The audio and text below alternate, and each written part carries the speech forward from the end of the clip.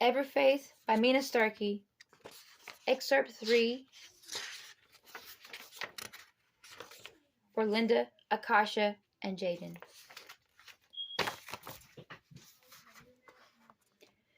That the price of their current acceptance would be paid in full by their children. Ashley then wondered if her own mother had been aware of that.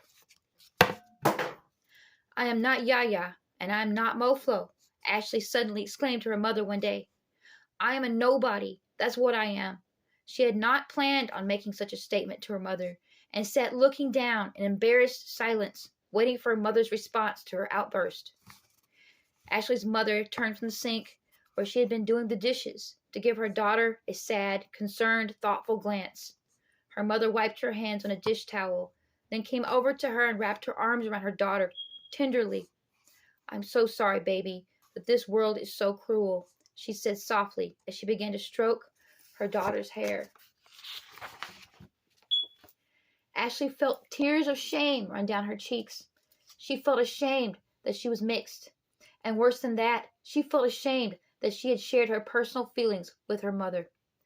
"When I fell in love with your father, I had truly hoped that things would be better by the time you got old enough to know any different," her mother said. "You know, I remember when you were little. Your little smile could light up any room. I wish I could bring that light back to your eyes. You were so carefree then. Not a care in the world. But you know me and your father love you, don't you?" her mother asked earnestly. "Yes, Mama, I know. I apologize for saying anything about it. Please forget I said anything. I don't want to upset you or to be a burden. I know I have so much to be grateful for," Ashley said sincerely. "I know your brother goes through a lot too. I never intended for you or your brother to have to suffer. I know it does not seem fair, and it isn't fair.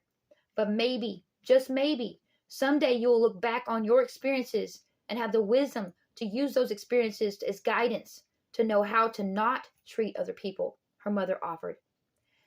Ashley sighed, resting her head against her mother's breast. "But that doesn't help me now, though, does it?" Ashley exclaimed sadly. Her mother sighed in response as she continued to stroke Ashley's hair and tactfully changed the subject. "So what would you like for dinner?" she asked.